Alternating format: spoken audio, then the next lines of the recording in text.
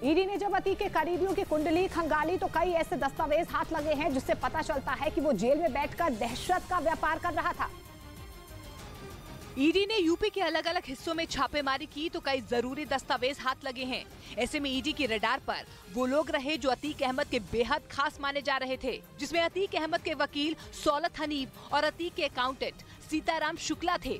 उमेश पाल के किडनैपिंग मामले में ये बताया जा रहा था शुरू से ही कि इनका भी हाथ है, सजा अब इनको भी हो ही चुकी है।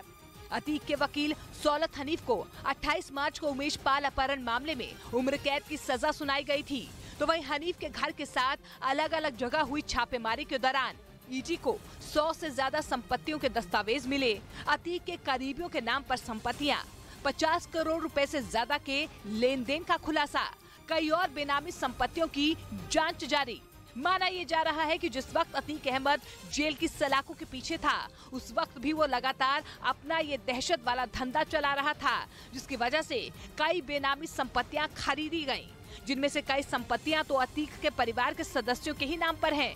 वही अतीक अहमद रियल एस्टेट, अस्पताल और ट्रांसपोर्ट के बिजनेस में भी चोरी छिपे पार्टनर था, जहां से उसकी कमाई हुआ करती थी। लेकिन अब ईडी की जांच का घेरा अतीक के चारों तरफ घिर गया है। पटना एयरपोर्ट पर बम की खबर अफवाह निकली। पुलिस के मुताबिक फोन के जरिए एयरपोर्ट को बम से उड़ाने की धमकी मिली थी, जिसकी जानकारी मिलते ही बॉम्ब स्क्वाड वहां पहुंच गया, जिसके बाद एयरपोर्ट पर सर्च ऑपरेशन चलाया गया। बम होने की सूचना की खबर के बाद यहां पर पटना एयरपोर्ट पर बम निरोधक दस्ता पहुंचा है। पुलिस ने इस मामले में एक आदमी को गिरफ्तार कर लिया और उससे पूछताछ शुरू कर दी।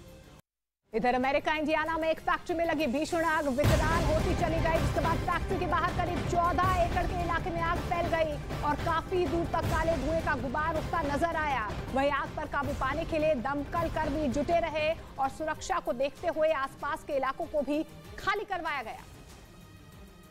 आर्मेनिया और अजरबैजान एक बार फिर भिड़ गए। इस बार भी लड़ाई नगोर्नो कराबाख के लिए हुई है। दोनों पड़ोसियों की सेनाओं ने नगोर्नो कराबाख के पास एक दूसरे पर जबरदस्त गोलीबारी की है, जिसमें 7 सैनिकों की मौत हो गई है। आर्मेनिया ने अपने 4 सैनिकों के मारे जाने का दावा किया है। वहीं अजरबैजान ने अपने 3 सैनिकों की मौत की पुष्टि की है, लेकिन दोनों में कोई भी अपनी गलती मानने को तैयार नहीं। और आर्मेनिया और अजरबैजान एक दूसरे पर हमले की शुरुआत करने का आरोप लगा रहे हैं।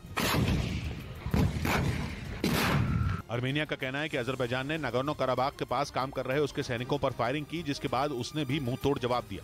लेकिन अजरबैजान का दावा बिल्कुल उलट है। वो कह रहा है कि आर्मेनिया की फौज ने उसके सैनिकों पर अंधाधुंध गोलियां चलाईं। जिस नगोर्नो कराबाख इलाके के पास अजरबैजान और आर्मेनिया एक दूसरे पर टूटे, वो जमीन का ऐसा टुकड़ा है जिसके लिए दोनों देश आज से नहीं बल्कि बीते 35 साल से लड़ मर रहे हैं।